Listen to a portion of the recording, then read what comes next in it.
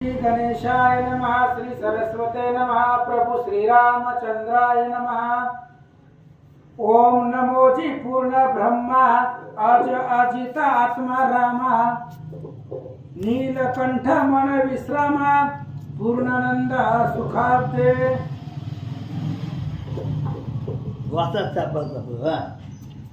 जय जयाजी माया चालक सर्वातीत विरंची जनका सकळ चित्त परीक्षका निर्गुण अरूपा आनंदमया कमलोद्भव विष्णु शंकर अंबिका गजानन भास्कर ही तुझीच रूपे साचार परी तू निर्विकार सर्वदा तू मंगलकारक गजानन मनोनी आरंभी करू चिंतना तव गुण करावया लेखना मंगल जननी पुरे पांडुरंगा करू प्रथम नमन दुसरे जन संतांचे त्यांच्या कृपादाने कथेचा विस्तार बाबाजी सद्गुरु दासुका ग्रंथ नाव काय सांग रामाश्वमेध।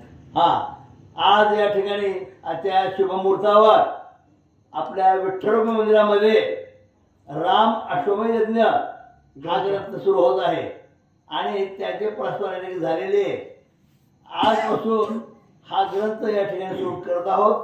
वाचक सूचक मंडळी सर्वांनी या ठिकाणी हजर राहायचे, त्याचप्रमाणे श्रवण करणारे सुद्धा भक्तांनी या ठिकाणी यायचे आणि अशा प्रकारे आज या ठिकाणी प्रारंभ होत आहे। तरी सर्व भाविकांनी त्याचा लाभ घ्यावा अशी विनंती आहे। तर आपण वाचन सुरू करा, बोला। भक्ताचे मनोवारण अनिवार नावरे कदा साचार तो आकर्षावया निर्धार विवेक अंकुश धरियेला। अशा प्रकारे या ठिकाणी ग्रंथकर्ते म्हणतात की आता भक्तासाठीच हा ग्रंथ या ठिकाणी आहे आणि म्हणून त्याने आता काय सावचित्ताने श्रवण करण्यासाठी हा ग्रंथ सर्व करायला समोर बसून घ्यावं आणि अत्यंत सावधतेनं हा ग्रंथ ऐकावा अशा प्रकारे ग्रंथकर्ते आपल्याला बोलतात। शरण येती अज्ञान जन त्यांचे छेदावया अविद्या विपिन हाती ऊर्ध्व फरश करुण सिद्ध ससी सर्वदा। आणि अशा प्रकारे या ठिकाणी शरण आल्यानंतर नाही का काय होतं ते सांगितलेले की आता शरण येऊन प्रत्यक्ष परमात्म्याचे शरण दर्शन घ्यावं आणि श्रवणात बसावं अशा प्रकारे ग्रंथकर्ते आपल्याला सांगू लागले। हाती धरिले लीला कमळ प्रफुल्लित सर्व काळ ते पावनी भक्त प्रेमळ पूजिची तुझला। अशा प्रकारे हे जेव्हा म्हणले प्रत्यक्ष हातामध्ये कमळ घेऊन त्या ठिकाणी काय करतात म्हणजे आपले भक्त जन या ठिकाणी सर्व करतात अशा प्रकारे पाठवून होतात त्या ठिकाणी कळले। अंगी विदुलते समान अलंकार शोभायमान गुणी ओविले उद्गण कैसे मुक्त हार शोभते। आणि या ठिकाणी प्रत्यक्ष परमात्मा स्वरूप सांगितले आहे। कशा कशा प्रकारे सांगितले म्हणजे त्या ठिकाणी हातामध्ये अंगठ्या आहेत सुशोभित अशा, गळ्यामध्ये सुंदर अशा माळा आहेत नाही का, आणि अशा प्रकारे अत्यंत सुशोभित परमात्मा परमेश्वर त्या ठिकाणी त्याचं वर्णन ग्रंथकर्ते करतायत। चेद कृती तेजन समाय आईसी कुंडले शोभती मणिमय किंवा चंद्र आणि सूर्य कुंडल रूपे तळपती। आणि अशा प्रकारे ग्रंथकर्ते म्हणतात की या ठिकाणी पांडुरंगाच्या कानामध्ये जे कुंडल आहेत अत्यंत शोभवंत आहेत। त्याचं दृष्टांत दिलं आहे की ज्याप्रमाणे चंद्र सूर्य आहेत नाही का, जशी चंद्राची शोभा आहे जशी सूर्याची शोभा आहे तशीच त्या कानामध्ये असलेल्या कुंडलाची शोभा आहे।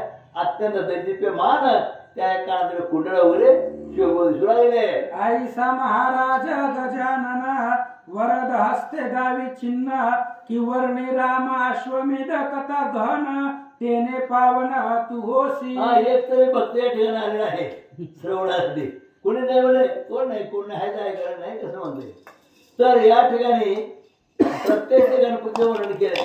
गणपती कसं आहे म्हणजे अत्यंत सुंदर रूप असं आहे, कानामध्ये कुंडल आहेत, गळ्यामध्ये माळा आहेत, अत्यंत शोभेवान गणपती। कारण का कुठल्याही कार्याला सुरुवात करताना गणेशाचं स्तुती असते, त्याचंच वर्ण असतं आणि म्हणून ग्रंथकर्ते या ठिकाणी गणपतीच्या वर्णाचं सुद्धा करू लागले। सावचित्र ऐका म्हणतात. जय जयाजी गजवदना वर्णावय अपार गुणा शक्ती नसे मज अज्ञाना कैसा पार पावेन मी. आता मी आहे अज्ञान आहे नाही का, आणि अशा प्रकारे मी अज्ञान असल्यामुळे तुझी कृपा झाल्याशिवाय मी या ठिकाणी बोलू शकत नाही. ग्रंथकर्ते सांगतात, हे गणेशा, तुझ्या आज्ञेशिवाय तुझी स्तुती केल्याशिवाय ग्रंथाला प्रारंभ होऊ शकत नाही. अशा प्रकारे ग्रंथकर्ते बोलतात. का खेसी मेरू घेऊनी देखा कैसी नृत्य करीला पिपील का ब्रह्मांड कैसे उचलेला मशका भूगोल मक्षिका केली. अहो मी म्हणजे अत्यंत सामान्य आहे म्हणजे नाही का, मी काय एवढा फार बुद्धिवान नाही. त्याने दृष्टांत दिला की एखादे मुंगे आहे, ते मुंगे काय काखेत पर्वत घेऊन फिरू शकते का नाही का, म्हणजे मी मुंगीप्रमाणे मी आहे. मग ग्रंथ हा फार एखाद्या पर्वतासारखा आहे, आणि असा ग्रंथ अत्यंत कठीण अवघड तो मी आता या ठिकाणी मी सांगतो आहे. कृपा करून सावचित्र ऐका म्हणतात. आता नमो ब्रह्मकुमारी जीविलसे जीवाग्री जिच्या कृपेनं मुकाही करी वाचस्पती. आतापर्यंत या ठिकाणी ग्रंथकर्त्यांनी गणपती सुचवून केलं. गणपतीचं आता सरस्वती ब्रह्मयाची कन्या, ब्रह्मदेवाची कन्या आहे सरस्वती, आणि त्या सरस्वतीचं वर्णन या ठिकाणी आता ग्रंथकर्ते करतायत. काय करतात बघा पुढे. शुभ्र कंचुकी शुभ्र वस्त्र दिव्य मुक्ताचे शुभ्र अलंकार बोधविना घेवणी सुस्वर गायन करीसी आनंदे. आणि अशा प्रकारे या ठिकाणी सरस्वतीची स्तुती केली आहे. कसे अत्यंत शुभ्र वस्त्र परिधान केले आहे, हातामध्ये वीणा घेतलेली आहे, आणि अशी ही सरस्वती सुंदर रूप धारण केलेली त्या ठिकाणी त्या सरस्वतीचं वर्णन त्या ठिकाणी करू लागले. आई कोणी बालकाची वचने जननी हृदय धरी प्रीतीने तैसी सरस्वती निज कृपेने ज्याप्रमाणे एखादं बाळ असतं लहान आणि ते बोबडं बोलतं, पण आईला एवढं कौतुक वाटतं नाही का, आईला कसं कौतुक वाटतं, काय माझं बाळ छान बोलतं नाही का, तसं हे दिव्य म्हणे मी तुझा बालक आहे. हा, आणि माझी जी वेळीवाकडी भाषा बोलणं आहे ते आपण काय करावं, श्रवण करावं. अशा प्रकारे ग्रंथकर्ते सरस्वतीला विनंती करून सांगतात. आता नमो श्री गुरुसी जयाचे कृपे सर्व जनासी सत्य सत्यत्व ज्ञान राशी प्राप्त होय तत्वता. आणि अशा प्रकारे आता या ठिकाणी ग्रंथकर्त्याने प्रथम गणपतीचं वर्णन केलं, गणपती स्तुती केली, त्याला वंदन केलं, त्यानंतर सरस्वती माता इथे वर्णन केलं आहे. आणि आता कोणाला म्हणले सद्गुरू सद्गुरू जे आहेत त्या सद्गुरूचं वचन ते काय म्हणतात, कसे आहेत त्या सद्गुरूबद्दल या ठिकाणी आता ग्रंथकर्ते बोलतात. जो अज्ञान तिमिर छेदक प्रगटे वेदांत ज्ञानार्थ तो श्री दत्तात्रेय महाराज देख गुरु काय करतात, तर गुरु काय करतात, आपल्यामध्ये अज्ञान आहे ते अज्ञान काढून टाकतात. आणि अज्ञान काढल्याशिवाय आपलं ज्ञान प्राप्त होत नाही. म्हणून गुरु दत्तात्रेय हे कृपावंत आहेत. त्याच्या आज्ञेमुळे काय होतं म्हणले, आमचं अज्ञान निघून जातं. अज्ञान काढण्याची सद्गुरूंची कृपा असावी अशा प्रकारे ग्रंथकर्ते या ठिकाणी बोलतात. ग्रंथ लिहिणारा दत्ताचा भक्त आहे. दत्त पुढे मुख्य निवास मेरू शिखरी निद्रा घेत माहुर क्षेत्री स्नान करी गंगा तीरी टिळक आणि या ग्रंथाकडे सद्गुरू आहे म्हणजे प्रत्यक्ष गुरु दत्तात्रयच आहे नाही का, आणि त्याने हा ग्रंथ लिहिला आहे. त्याच्या कृपेने हा ग्रंथ या ठिकाणी तयार झालेला आहे. अशा प्रकारे ग्रंथकर्ते सद्गुरूला त्या ठिकाणी बोलू लागले. भिक्षा करविरा माझारी भोजन करीसी कावेरी तिरी संध्या सारी सागरी महिमा कवना वर्णवेला. महिमा आपलं सांगता येणार नाही का, सागराच्या तीरावर बसलेला त्याचं वर्णन आपण करू शकत नाही. महिमाचं श्रेष्ठ आहे अतिशय, पण ते सांगता येत नाही. अत्यंत सुंदर असे वर्णन केलंय. जरी नेत्र विना दिसे पदार्थ मंथन विना निघे नवनीत तैसे सद्गुरु वाचणी परमार्थ ठाई न पडे. अहो ज्याप्रमाणे श्री गणेशाय नमः, श्री सीतारामचंद्र ध्याय नमः. आता वंदू सत्संजन जे वैराग्यवतीचे पंचानन किनान भरीचे चंड किरण उदय असते नसे जया. आणि आज राम अश्वमेध ग्रंथ आपण प्रारंभ केलेला आहे. आणि हा असणारा ग्रंथ काय करायचं काय तुम्हाला? नाही करायचं. हा असणारा ग्रंथ दुर्मिळ आहे आबा. हे ग्रंथ पंढरपूरला भेटला नाही, देहू-आळंदीला भेटला नाही, कुठेच भेटला नाही. मग तयार केला मोहिते महाराजांनी. हा, हा, रामभक्त शहाजीराव मोहिते यांनी बनवलाय ग्रंथ. ते कसं काय बनवलंय? एका जणाकडे होता फक्त हा. पापण्यासकडे, असं आहे. त्यांच्याकडून ग्रंथ बनवून घेतला. वा, वा, वा. 2 प्रती बनवले. टाळ्या वाजून मोहिते महाराजांना सांगितलं तुम्ही ग्रंथ बनवा, सुरू करायचं काम आमचं आहे. काय किंमत देऊ टाकू त्याचे पैसे. किंमतच नाही त्यांनी छापली, असंच दिलंय आपल्याला, तुम्ही फक्त गावात लावा. आणि राम अश्वमेध ग्रंथ दुर्मिळ आहे, पण अद्भुत रहस्य या ग्रंथामध्ये आहे. आपण लव कुशाचं आख्यान फक्त 2-4 अध्यायपर्यंत आपल्याला माहिती आहे. भावार्थ रामायणामध्ये फक्त 4 अध्याय आहे, रामविजयमध्ये 2 अध्याय आहे, जास्त चरित्र नाही. किती? पण याच्यामध्ये 10 अध्याय लव कुशाचं आहे आणि 7 अध्याय घोडा कुठं कुठं फिरला रामचंद्राचा. टोटल आता किती? 70 इथं. आणि असा असणारा ग्रंथ आहे, दुर्मिळ आहे. आज आपण चालू केलेला आहे. जरी ऐकायला इथं कुणी नसलं तरी युट्यूबवरती अध्याय जातंय आणि युट्यूबवरती पाहणाऱ्या लोकांना सुद्धा ऐकण्यासाठी आनंद आहे. आता ज्यांनी ग्रंथ लिहिला ते ग्रंथाचे जे लेखक आहे ते असणारे दत्तदास स्वतःला म्हणून घेत आहेत किंवा दत्तात्रयांचे भक्त आहेत ते. आणि त्यांनी असणारा तो ग्रंथ लिहिलेला आहे. म्हणून आता सर्व असणारे संत सज्जन त्या संत सज्जला नमस्कार करून ग्रंथाला सुरुवात. हे आवडतं. बुधवारी शक्ती आहे. माहिती आहे मला, मी जातो तिकडे कालच की गेलो. जीव पावे परमपदासी ऐसा मुहूर्त देणार ज्योतिषी की ते पंचाक्षरी पंचभूतासी त्याचा सुद्धा बदलू. देण मात्री पळविती. आणि सद्गुरु संत काय करतात, देऊन या रसायना तारी भवार नवजाना. मला रात्रीचा अभंग आहे. रात्री कीर्तन झालं माझं तिकडे नालगावला. कोणतं? त्यावेळेस अभंग होता, संत दयाळ दयाळ अंतरी होता ती प्रेमळ, शरण आली असे पाठी पाहता ती कृपा दृष्टी. तेच महाराज सांगतात. हा, सूर्यापुळे दीप देख जानवी सनानी तिल उदक की कनक द्रास सुरेख अलंकार पितळेचे. संत कसा असतात, जसा दिवा आणि सूर्य आणि त्याचा प्रकाश आहे, अलंकार सोनं आणि त्याचे अलंकार असतील, तशा पद्धतीने संतांचं वर्णन करता येत नाही असं सांगतात. रत्नाकरास काच समर्पिली तैसी माझी आरुष बोली बरी तुझ प्रीती ठेविली नवलहे. अहो संताचं वर्णन मी काय करणार, मी तर बामारा ही नदी नाही. एखाद्यापाशी रत्नाचा ढिगारा आहे आणि त्याला काच म्हणून दिला, त्याला त्याचा काय उपयोग होणार आहे. तशी माझी बोली भाषा ठीक आहे. आहे. त्यामुळे सर्वांनी क्षमा करा. जसं भगवंत बुद्धी देईल त्या पद्धतीने सांगण्याचा प्रयत्न करतो. विष्णूशी भूषण पार परी तुळशीवरी प्रीती फार वा महाराज. शंकरास बिल्व पत्र भक्तीने वाहतो आवडे. आणि सांगू लागलेले भगवान श्री विष्णूकडे अलंकार भरपूर आहे. काय भगवंताला कमी आहे? लक्ष्मी त्याच्या पायाची दास आहे, त्याला सोने चांदीला काय कमी आहे? सगळे माळा गळ्यामध्ये आहे. पण भगवंताचं प्रेम कशावरती आहे? तुळशी माळा गळा कासे पितांबर. तुळशीवरती भगवंताचं जिव्हाळा आहे, प्रेम आहे. महादेवापाशी सुद्धा सर्व आहे, पण त्या बेलावरती त्यांची आवड आहे, छंद आहे असं सांगतात. म्हणून तुम्ही संत थोर महिमान वर्णे अपार मोठे बांधवेल समीर चरणी अंबर क्रमवेल. म्हणून तुम्ही आता कोण आहे तर संत आहे. तुमचा महिमा वर्णन करता येत नाही. संताचा महिमा आपण काय वर्णन करायचं महाराज? जगताच्या कल्याणासाठी संत आलेले असतात.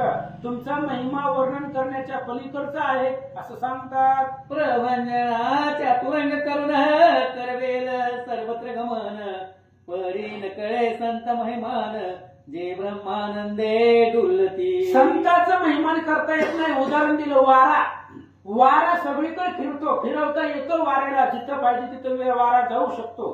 पण संताचं महिमान त्या ठिकाणी सगळीकडे सांगता येत नाही. एवढा अफाट त्यांचा महिमान आहे असं सांगतात. ते जरी कृपा करीती तरीच वाढवेल कवता स्फूर्ती ना तरी मी मंदमती काय मंदू अज्ञान.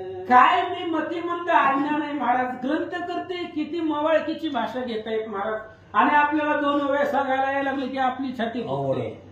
पण संत ज्यांनी एवढे मोठे ग्रंथ लिहिलेले असतात ते संत, ते महात्मे सांगतायत काय मला येतंय, मी अज्ञान आहे, मतिमंद आहे, मला काही येत नाही. संतांनी कृपा केली तर त्यांच्या कृपेने काहीतरी सांगण्याचा प्रयत्न करील असं महाराज सांगतात. आता बंधू कवेश्वर जे उदार दयासागर जगी करावया उपकार वर्तती सदा ग्रंथ रूपे. आता कवीश्वराचं वर्णन करायचं. आतापर्यंत ज्यांनी ज्यांनी ग्रंथ लिहिले, जगतावरती कवित्व जगाच्या पुढे मांडलं, असे महान थोर कवी जगामध्ये होऊन गेले, त्या कवीचं वर्णन करतो, त्यांना वंदन करतो. जेने कथिले रामायण आद्य कवी हनती जायला गुण त्या वाल्मिकासी नमन करू आता सद्भावे. पहिल्यांदा नमस्कार केला वाल्मिक ऋषींना, कारण जन रामायण जगापुढे आणलेला आहे असे असणारे वाल्मिक ऋषी. 100 कोटी श्लोकांचं रामायण जन जगताच्या पुढे आणलं असे असणारे वाल्मिक ऋषी, त्या वाल्मिक ऋषींना माझा नमस्कार. तैसेची व्यास कवीश्वर अष्टादश पुराणे सवितर दयाचे निराळा प्रसार निर्गुण सगुण ज्ञानाचा. व्यास वाल्मिकानंतर व्यास महाराज ज्यांनी 18 पुराणं जगतापुढे आणून मांडली ठेवली. आता त्यांनी पुराण तयार केली, वाचायचं काम आपलं आहे. त्याच्यामुळं त्यांनी पुराण जगताला सांगितलं, असे महान ग्रंथ करते त्या व्यास महाराजांना माझा नमस्कार. तयासी माझा नमस्कार असो भावे निरंतर ते कृपा करतील मजवर तरीच ग्रंथ वदविल. आणि ते असणाऱ्या वाल्मिकांना माझा नमस्कार आहे. त्यांनी असणारे वाल्मिक आणि व्यास महाराज जगामधले महाकवी आहे, आणि त्या दोघांना माझा साष्टांग नमस्कार आहे. त्यांनी जर कृपा केली तरच मी राम अश्वमेध ग्रंथ वदेन सांगेल असं महाराज सांगतात. एकाची कलियुग अवतार जय जगत गुरु श्री शंकर जो ज्ञानाचा सागर जगत उद्धार केला जेने. म्हणून आता जगतामध्ये ज्याचा भगवान महादेवाने अवतार घेतलेला आहे आणि जगताचा उद्धार केलेला आहे ते महादेवाचे अवतार कोण? शंकराचार्य. सन्मार्ग वाढविला पूर्ण तया शंकराचार्याला गुण भावे नमन करीत असे. आणि ती शंकराचार्य महादेवाचे अवतार आहे. जगाला सन्मार्ग दाखवला त्या शंकराचार्यांना माझा नमस्कार. जो श्रृंगार सरोवरीचा विहंग जाण जे देव पदमासी माधवासे नमन प्रेम भावे करुणी. आणि मग आता व्यासांचा अवतार आहे जयदेव. आपण पाठीमाग भक्ती विजय लावला होता, आणि त्या भक्ती विजयामधला दुसरा अध्याय जयदेवांचं चरित्र. पद्मावतीचे पती असणारे जयदेव महाराज.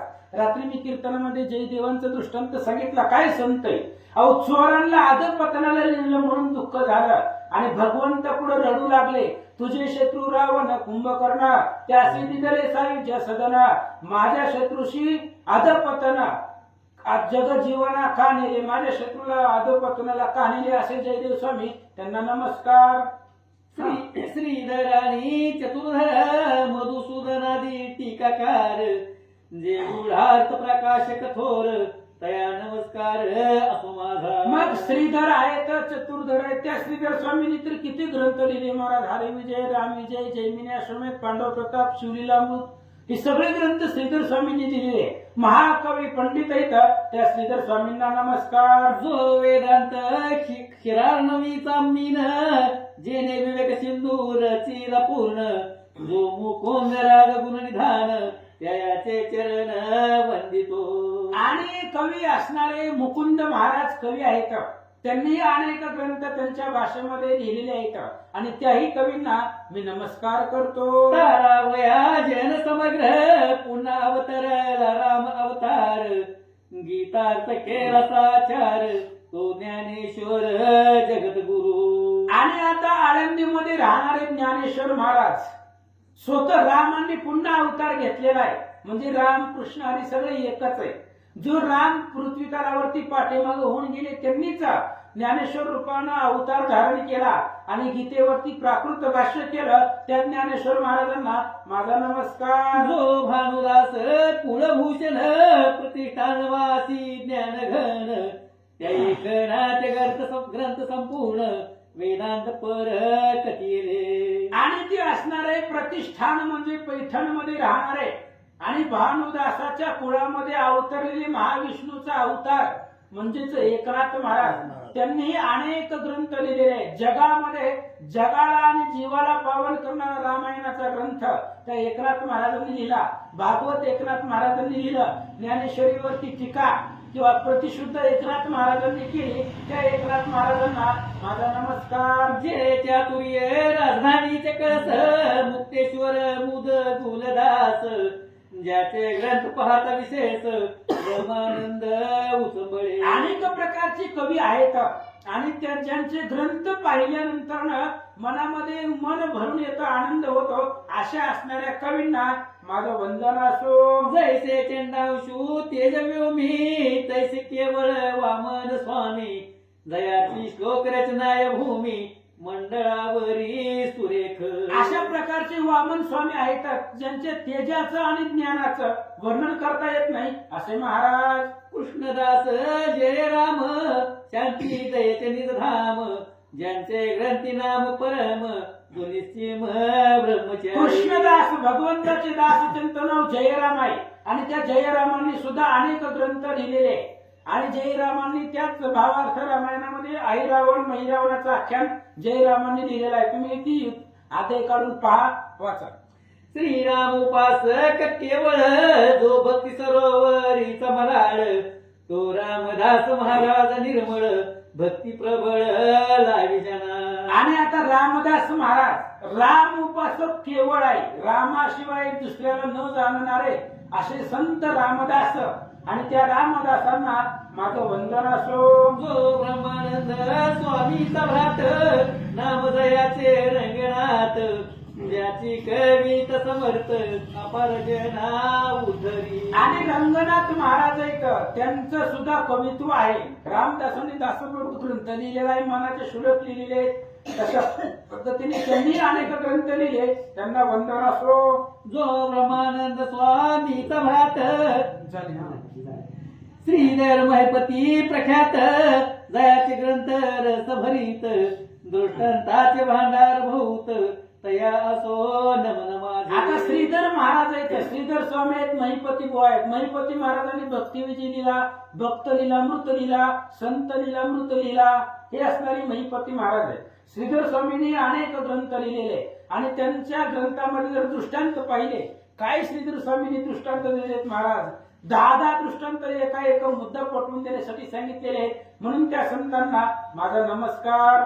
स्वतः समस्त कवीश्वर अवघे ब्रह्म रूप साचार त्यासी अन्य भार जोडून कर मागत वर ग्रंथासी. असं म्हणजे अशा प्रकारच्या अनेक संत आहेत. त्या संतांना माझा नमस्कार आहे, वंदन आहे. त्या संतांना हात जोडून मी ग्रंथ आता जगापुढं मांडणार आहे, लिहिणार आहे, त्यासाठी बुद्धी द्या असं महाराज बोलतात. आता नमो श्रोते सज्जन जे भक्ती भावे करीती श्रवण जायचा इंदू विलोकून सरितनाथ उचंबळे. आता श्रोते सज्जनाला नमस्कार करायचा आणि ती श्रोते सज्जन श्रोते तुम्ही महेशाच्या मूर्ती असे असणारे संतांना माझा नमस्कार. वरच्या काळी गंगेशी पूर की घन गरजता नाचती मयूर किंवा संत देखोल सुंदर कोकिळा गरजे आनंदे. आणि वसंत जसं वर्षाच्या काळाला पावसाळ्यामध्ये गंगेला पूर यावा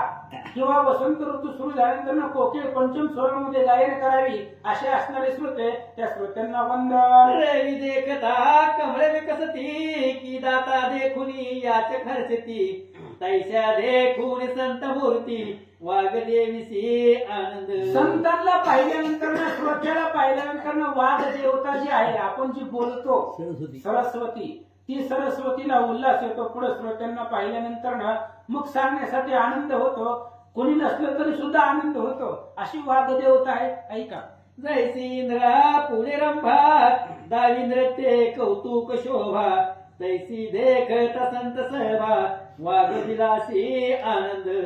इंद्रदेवाच्या पुढे अप्सरेनं रंभेनं नृत्य करावं, ती आपलं असणारं कौतुक नृत्य कला इंद्रदेवांना दाखवते, इंद्राला आनंद होतो. तसं श्रोत्यांना वक्ता जो आहे तो वक्ता आपली वाघ देवताची काही वचन आहे, बोलणं आहे, ती बोलण्यामधनं कौतुक दाखवतो, त्यामुळे श्रोत्याला आनंद होतो. ऐका कैसे द्यावे दृष्टांत हे मी निश्चित परी माझ्या न्याय समर्थ संत पोटात घालावे. संतांना श्रोत्यांना उपमा देता येत नाही तेवढी माझी बुद्धी नाही, कारण वेळे वाकुडे गायनं श्रोत्यांना माहिती असतं. वक्त्याच्या मुखातून जरी शब्द बाहेर निघाले तरी श्रुती उदार अंतकरणाचे असतात, म्हणून तुम्ही क्षमा करा असं महाराज सांगतात. आता सारे साध श्रवणी श्री व्यासे पद्मपुराणी पाताल खंडी जरा लागुनी राम अश्वमेध कथा कथेरी. असं म्हणले आता पुढचे असणारे म्हणजे कथेला प्रारंभ करण्याच्या आधी कथा सांगण्याचा उद्देश काय आहे, कुठून सुरुवात झाली, तर खाली असणारे पाताल खंडामध्ये व्यास महाराजांनी शेष महाराजांना सांगितलेली कथा आहे, तीच राम अश्वमेध ग्रंथ सुरुवात करतो. ऐका ती प्राकृत भाष्य करून यथामती कथन ऐसी स्फूर्ती मज लागून रामकृपेने झाली. आणि राम अश्वमेध ग्रंथ प्राकृत भाषेमध्ये करावा अशी बुद्धी रामानं दिली, मला सुद्धा आबा रामानं दिली. ही ग्रंथ गावामध्ये लावावा अशी भगवंतानं बुद्धी दिली. मनाला वाटलं हे ग्रंथ गावामध्ये लावावा आणि जगतापुढे हे ग्रंथातलं जे गुह्य आहे ते गुह्य जगापुढे आणावं, युट्यूब वरती आणावं अशी बुद्धी देणारा भगवंत आहे असं सांगतात. प्राकृत आणि संस्कृत दोही माझी एकच अर्थ जैसा दोन स्त्रियांचा एकच नात दोन्ही हस्त एकाचेची. प्राकृत आणि संस्कृत, जे संस्कृत आहे तेच प्राकृत असतं महाराज, फक्त संस्कृत आपल्याला कळत नाही आणि प्राकृत लक्षामध्ये येतं. जसं एकाच म्हणजे दोन स्त्रियांना एकच पती असावा तशा पद्धतीने पती म्हणजे संस्कृत आहे, त्याच्या दोन स्त्रिया म्हणजे प्राकृत आणि संस्कृत आहे असं सांगतात. श्रोता एक दोन स्रोत पाहता एक दोन नेत्र एक दोन पात्रात पवित्र एकची दुग्ध घातले. आणि श्रोता एकच असतो महाराज, कान दोन असतात पण दोन कानाने ऐकत नाही. संध्याकाळी गेल्यावर लक्षामध्ये राहत नाही काय कथा रात्री झाली होती. दोन्ही कानाने श्रवण करा. किंवा एकच व्यक्ती आहे पण त्याला दोन डोळे आहेत, दोन डोळ्यांना अधिक दिसतं, एक डोळा टाकला तर कमी दिसतं. अशा पद्धतीने संस्कृत आणि प्राकृत एकच आहे असं सांगतात. जैसे त्रिविणीचे भरले उदक दोन्ही पात्री गोडी एक एक सुवर्ण कुपिका अलौकिक एक असे ताम्राची. आणि दोन असणाऱ्या कुपिका असाव्या, वाट्या असावी, एक सोन्याची एक तांब्याची, एकामध्ये दूध असावं, दोन्हीमध्ये दूधच आहे किंवा अमृत आहे काय म्हणायचं ती म्हणा, पण एक वाटी धातूची आहे एक सोन्याची आहे, त्यातल्या मधले पदार्थामध्ये बदल होत नाही तसं सांगतात. दोन्ही पात्री नेऊन ते उदक श्रीरामेश्वराशी केला अभिषेक परी तयाची प्रीतीपूर्वक दोन्ही समची आवडती. दोन पात्रामध्ये दूध घेतलं महाराज, दोन वाटीमध्ये, अवघड सोपे सांगतो, दोन वाट्यामध्ये दूध घेतलं, एक सोन्याची वाटी आणि एक साधी धातूची वाटी आहे, आणि दोन्ही वाटीमधलं दूध महादेवाच्या पिंडीवरती नेऊन अभिषेक केला तरी भगवंताला आनंद आहे असं सांगतात. प्राकृतान कडे संस्कृतवाणी जैसे आळातील पाणी दूर भात्रा वाचूनी अशक जनाके विनिधे. प्राकृताला संस्कृत कळत नाही, बरोबर आहे, आपल्यासारख्याला संस्कृत कळत नाही.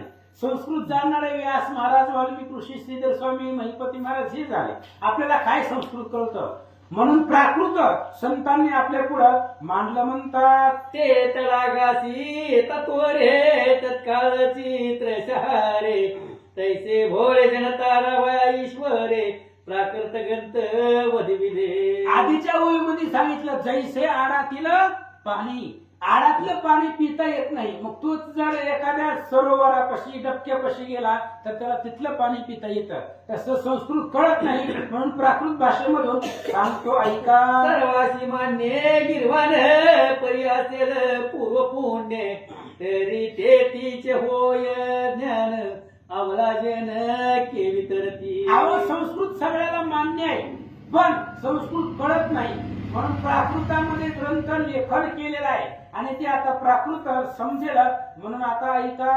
उत्तम वस्त्रे लेत नरपती ती दुर्बलाची केवी मिळती. मग घोंगडी पांघुरती सीता लागी निवारण. उत्तम वस्त्र आहे तर राजवस्त्र आहेत, जी राजाची वस्त्र आहेत ती दुर्बळाला म्हणजे हीन व्यक्तीला मिळत नाहीत. तसं संस्कृत श्रेष्ठ आहे, प्राकृत म्हणजे आपण त्याच्यावरून सार काढलेलं आहे असं महाराज सांगतात. यक्षदंडापासून शर्करा रसनेची गोडी विचारा की राजापासून राजपुत्रा मान्यता होय बहुतची. ऊस आहे ऊस, त्या ऊसापासून साखर प्राप्त होते, तयार होते. राजापासून राजकुमार आहे, राजा असेल तर राजकुमाराचा मान समाजामध्ये होतो असं सांगतात. तैसे महारात्रीचे वर्णन निश्चित परी अत्यंत रस भरीत. मधुमक्षिकाती मुखी सूत्रवत मधुसुरस जैसा का. तशा पद्धतीने ही प्राकृत संस्कृत आहे आणि ही संस्कृत प्राकृत जगापुढे मांडतो तशी भाषा शैली आहे. म्हणून आता ऐका. गिरवान शशी मंडळाद्भुत त्याची प्रभा ही प्राकृत. संस्कृत ग्रंथ वर्णिती पंडित परिप्राकृत अर्थकृती. आणि मग संस्कृत भाषा आहे, गिरवाण भाषा आहे संस्कृत. ती भाषा आकाशा एवढी त्याची असणारी लांबी रुंदी आहे, पण पंडितांनी ती संस्कृत वर्णन केलं आणि आपण तेच संस्कृत प्राकृत तुमच्या पुढे मांडतो. ऐका. कष्टे विन राजाले हाता तरी का सोडावी तत्वता. प्राकृत भाषा ऐकून कथा लाभ श्रुती घेईल तेवी. अहो अनायासानं जर राज्य भेटलं तर सोडायचं असतंय का? जर आपल्याला काहीच कष्ट न करता राज्य भेटलं तर ते राज्य का सोडावं? तसंही प्राकृत ग्रंथ आहे, आपल्या पुढे आला कानावरती ऐकायला भेटला तर ऐकण्यासाठी का सोडावं, म्हणून ऐकण्यासाठी उपस्थित राहावं असं सांगतात. आता व्हावे सावधान जे श्री व्यासे केले कथन. त्याची प्राकृत भाषा करून येतामती वर्णितो. आता म्हणले ऐका, जे व्यास महाराजांनी संस्कृत सांगितलेलं आहे, व्यासांनी जी सांगितलेलं आहे तीच प्राकृत भाषेमध्ये तुमच्या पुढे सांगतो. ऐका. वंशापयन म्हणती शेषासी तौमुखे विस्तारेसी. बहुत कथा ऐकून मानसी आनंद मदसी झाला. ही कथा जी आहे ती कथा पाताळातली आहे, पाताळ खंडामधली आणि पाताळातली कथा आहे. पाताळामध्ये कोण आहे? शेष आणि वत्स्यायन, ह्या दोघांचा संवाद आहे. वत्स्यायन शेषाला कथा सांगताय, शेष पाताळामध्ये आहे आणि ते असणारे वत्स्यायन महाराज शेषाला सांगताय. राम अश्वमेध ग्रंथ तुम्हाला सांगतो. ऐका. सर्व जगाची उत्पत्ती तैसाच लय आणि स्थिती. भूगोल खगोलादी ज्योतिष प्रती विस्तारीचे कथितत्वा. आणि त्यावेळेस वत्स्यायन महाराज शेषांना बोलतायत. शेष महाराज ऐका. जगाची स्थिती उत्पत्ती सगळे असणारं मंडळ तुम्ही आम्हाला सांगितलेलं आहे. आता महत्त्वापासून कैसी सृष्टी झाली उत्पन्न. हे सकळ मज लागून कळले से तव कृपे. महाराज तुम्ही सगळं सांगितलं आम्हाला. हे पंच महाभूत, पंच विषय, पंच असणारे रस, महातत्व, हे त्यांची निर्मिती कशी झाली ते तुम्ही आम्हाला सविस्तर सांगितलेलं आहे. आता पुढं तैसेच नाना इतिहास सूर्यवंश कथा ऐकली विशेष. तया माझी श्रीराम कथेस वर्णिले ते पै तुम्ही. आणि महाराज तुम्ही सगळ्या कथा आम्हाला सांगितल्या, आम्ही ऐकल्या. सूर्यवंशातल्या कथा सांगितलेल्या आहेत ते सुद्धा आम्ही ऐकलेलं आहे. रामचरित्र आहे तेही तुम्ही आम्हाला सांगितलं, ते रामचंद्राचं चरित्रही आम्ही ऐकलं. पण अजून इतके ऐकून या चरित्र तृप्त नव्हते माझे स्तोत्र. तरी रामाश्वमेध कथा सविस्तर मज लागी निवेदी. तुम्ही एवढी सगळ्या कथा आम्हाला सांगितल्या पण आमचे कान तृप्त झाले नाही.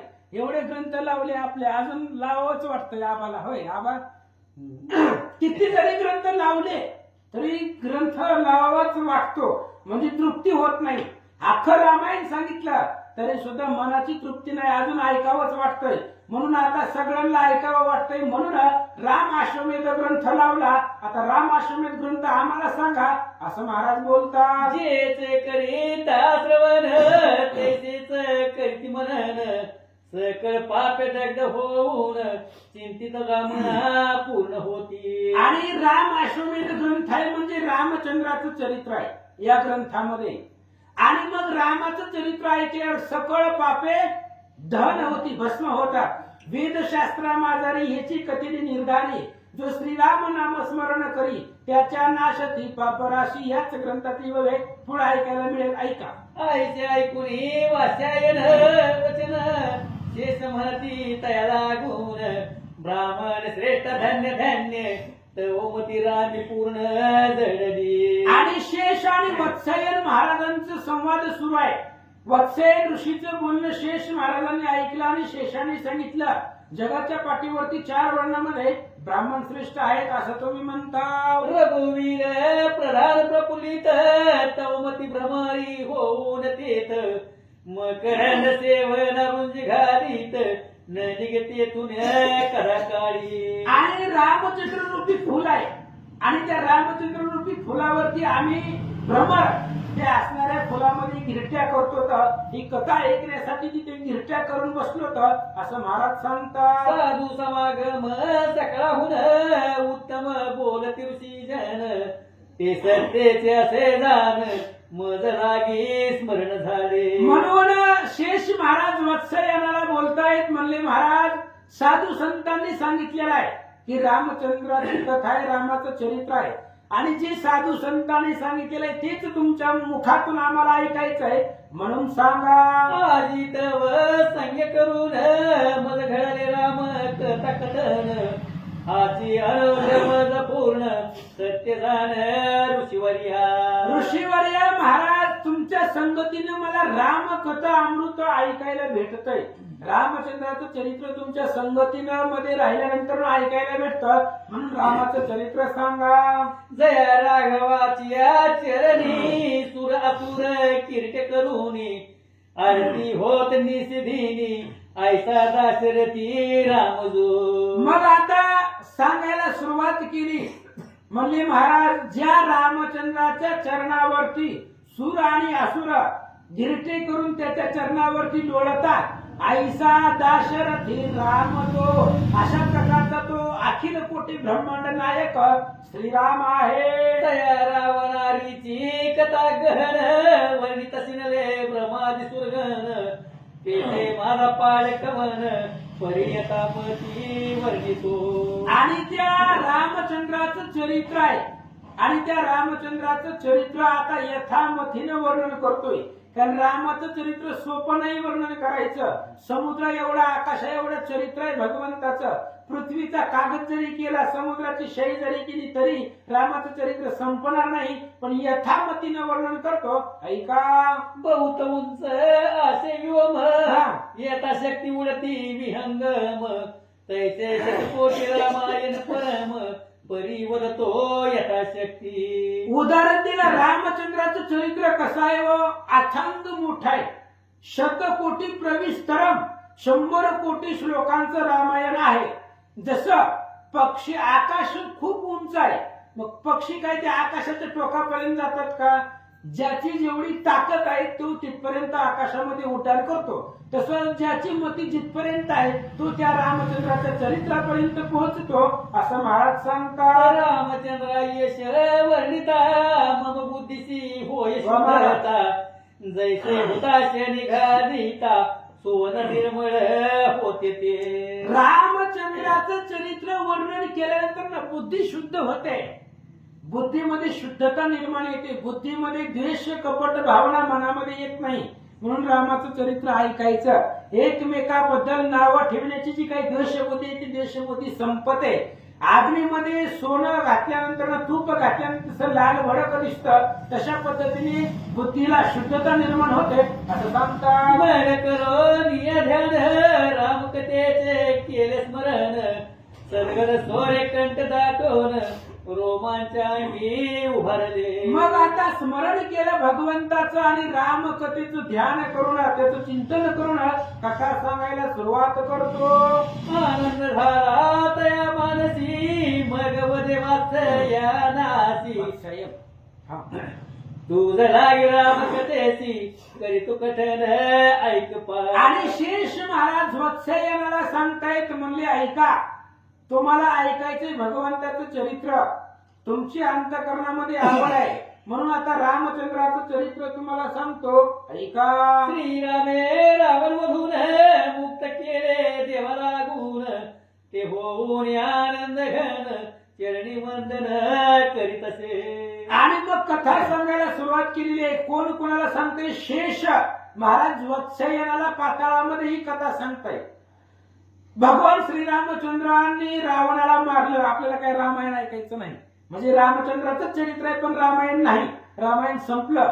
रामचंद्राने रावणाला मारलं आणि मग भगवान परमात्मा लंकेमधून अयोध्येला येत असताना मग विभीषणासी लंक प्रती धर्मयुक्त राम स्थापिती सीतेसी घेऊन सांगती पुष्पक विमान अरुणले. मग भगवान श्रीरामचंद्रांनी काय केलं? रावणाला मारलं, लंकेचं राज्य विभीषणाला दिलं आणि पुष्पक विमानामध्ये सीतेसहित पुष्पक विमानामध्ये भगवंत आरूढ झाले. मग लक्ष्मण सुग्रीव मारुती सकळ ही विमानी सती विभीषण लंकापती सचिव सहित बैसला. मग आता लंकेमधून अयोध्येकडे येण्याचं अंतर आहे, खूप लांब आहे.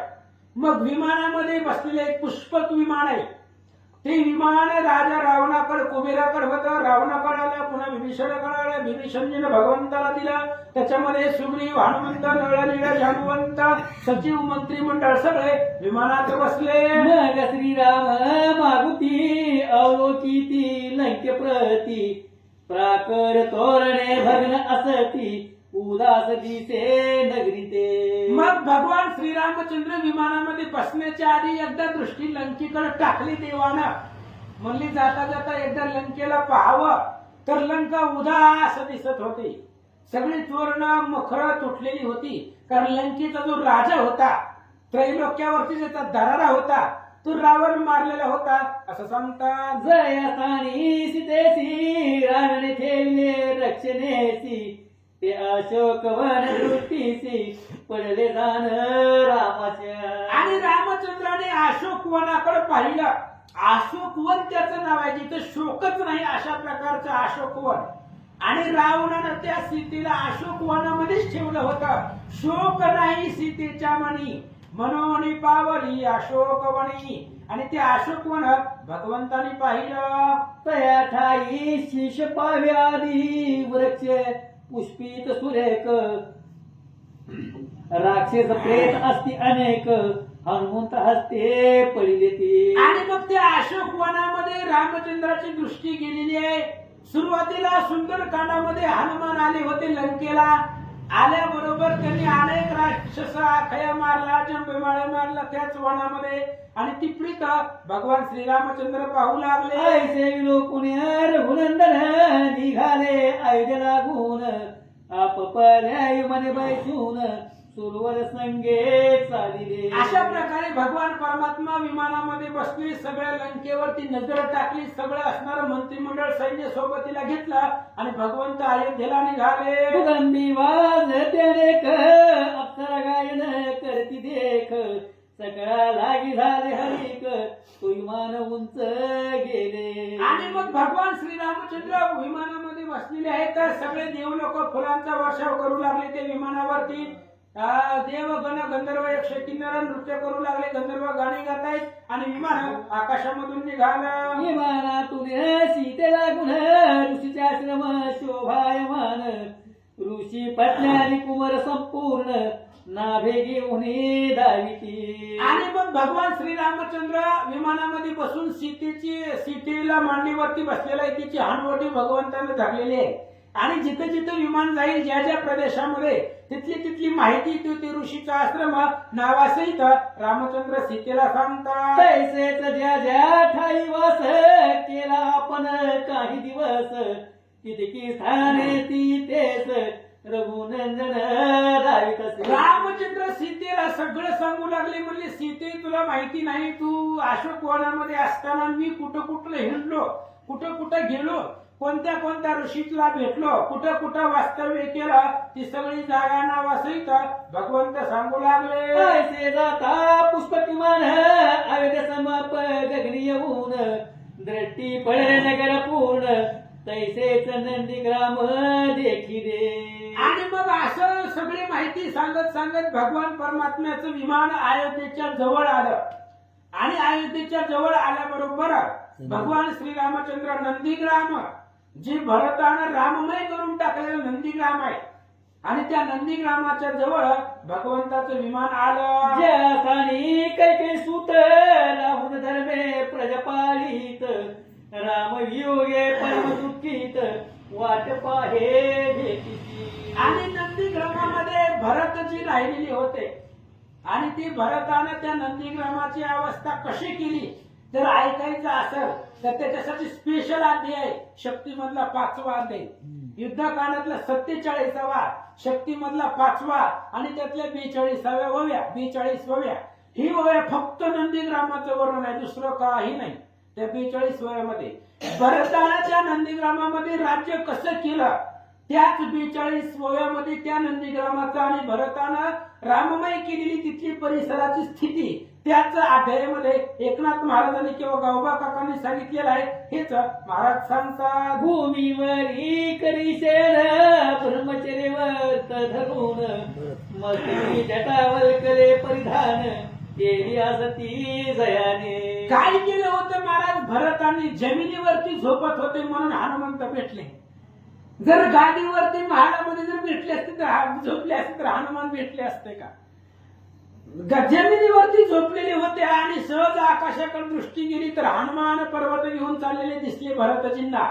आणि मग त्या भरतानं सगळं वातावरण राममय करून टाकलेलं होतं असं महाराज वर्णन करतात. दुखे झाला क्लेश बहुत रामकथा मुखे गात येवांना हिरा भक्षित जेळ प्राशित पैठोडे. अतिशय दुःखी झालेला भरत आहे, नंदीग्रामाच्या ठिकाणी वास्तव्य करतोय. दुःखी का झालेला आहे?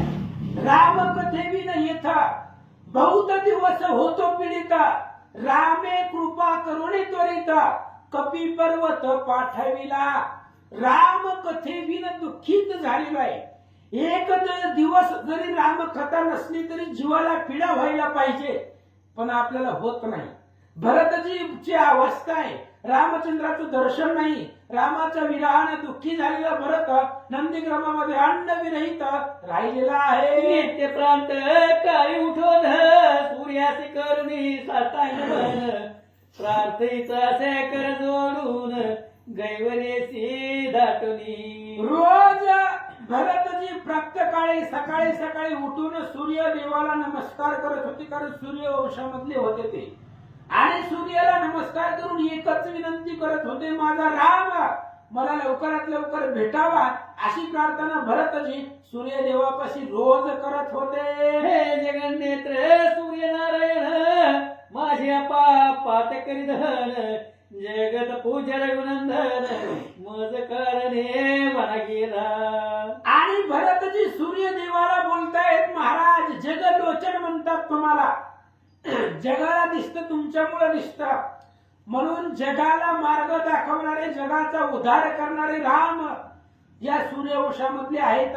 आणि माझ्यामुळं ते वनवासाला गेले, जगाचा उद्धार करण्यासाठी गेले असं भरतजी बोलतात. पुष्पशय्येवरी सुकुमार शयन करती सीता सुंदर येसी वनी दुःख आचार मज कारणे होतसे. फुलांच्या गादीवरती झोपणारी सीता आहे महाराज. सीता कोण आहे? फुलांच्या गादीवरती झोपणारी. आणि माझ्यामुळे कुठं झोपते? काट्या कोट्यामध्ये, दगडामध्ये, गवतामध्ये सीता झोपते, त्याच्यावरती शयन करते. हे राम लक्ष्मण सीतेला माझ्यामुळे दुःख होत आहे असं भरत स्वतःला दोषी समजू लागले. दृष्टीन पडे जी राया लागून ती भिल्ल केली अवलोकून जी सेवित मधुर अन्न ती कंदमुळे ही न मिळती. अहो काय राम लक्ष्मण सीता वनवासामध्ये काय जीवन व्यथित जगत आहे, जीवन कसं जगत आहे.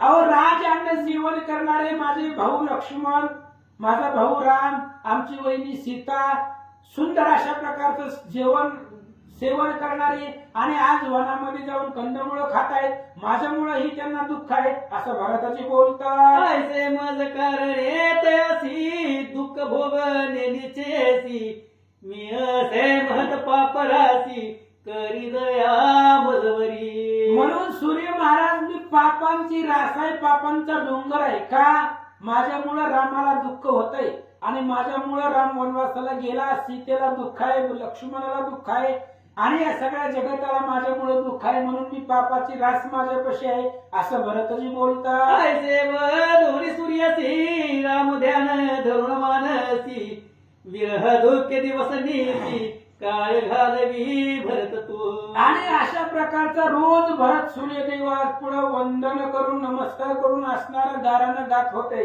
आपलं दुःख सूर्यदेवाला सांगत होते आणि सूर्याला नमस्कार करून आपला नित्यक्रम भरताची चालू करत होते. नीती ज्ञान परिपूर्ण ऐसे अमर्त्य गुण संपन्न नित्य करीत समाधान परीन होय दुःख शांती. आणि अशा प्रकारे रोज उठायचं, सूर्यदेवाला नमस्कार करायचं, भगवंताचं चिंतन करायचं, पण रामचंद्राचं दर्शन झाल्याशिवाय अंतःकरणातलं दुःख संपत नव्हतं असं सांगतात.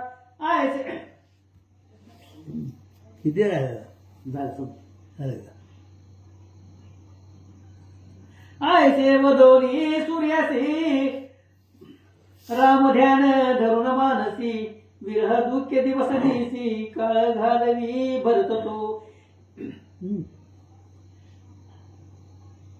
तयासी म्हणे तो भरत मी अभागी निश्चित मज कारणे वनाप्रत जावे लागते त्रिवर्गा. आणि सूर्यदेवाला भरतजी रोज रोज उठून प्रार्थना करतायत, सूर्य महाराज माझ्यामुळं त्रिवर्गाला राम लक्ष्मण आणि भरताला, राम लक्ष्मण आणि सीतेला, ह्या त्रिवर्गाला माझ्यामुळं खूप दुःख आहे, त्यांना वनवासामध्ये राहावं लागतं असं सांगतात. धन्य धन्य सुमित्र माता जिचे कुशी लक्ष्मण भ्राता राम सेवेला लागून तत्वता जन्मला से सौभाग्य. आणि भरतजी सांगताय धन्य धन्य ती सुमित्रा माता आहे, ज्या सुमित्रेला लक्ष्मणासारखा मुलगा जन्मला, कारण तिचे डोहाळेच तसे होते महाराज. ज्येष्ठाची ती ज्येष्ठ सेवा ती मज द्यावी नवर देवा ही तिचे डोहाळे होते.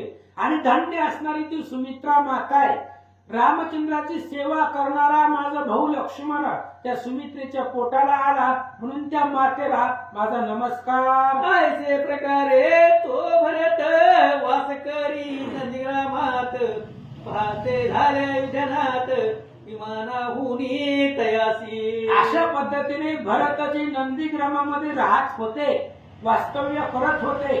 आणि त्या नंदीग्रामामध्ये असतानाच अचानक आकाशामध्ये भगवान श्रीरामचंद्राचं विमान येत असताना भरताने पाहिलं. पुढीला ध्यायी भरत लागुनी भेटतील आनंद करुनी ती कथा अमृता होनी गोड असे बहुत. हरे हरे. आणि पुढची असणारी कथा अमृताची रास आहे, सुंदर अशा प्रकारची कथा आहे.